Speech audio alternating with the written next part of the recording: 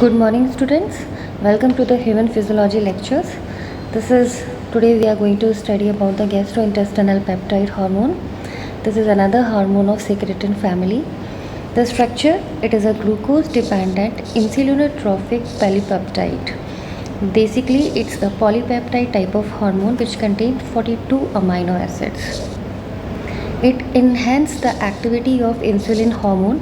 That's why it is glucose dependent insulinotrophic type of polypeptide. It also known as the gastric inhibitory peptide. Come to the source.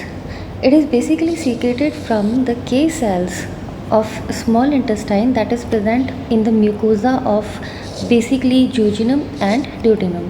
So this is another MCQ based question. Functions. This GIP or gastric inhibitory peptide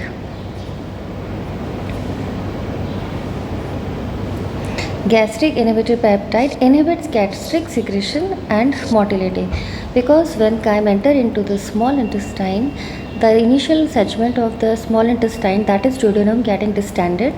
This cause increased secretion of gastric inhibitory peptide. And this gastric inhibitory peptide, because the maximum amount of the chyme enter into the duodenum, so there is no need of much more gastric juice secretion. That's why it inhibits the gastric secretion and motility. It stimulates the insulin secretion. That's why it is also known as glucose dependent insulinotrophic polypeptide. So this GIP is considered as an important physiological regulator of insulin secretion. This is glucose-like insulinotropic type of polypeptide that is GLP-1 that derived from glucagon is more potent than GIP in promoting insulin secretion. Glucagon.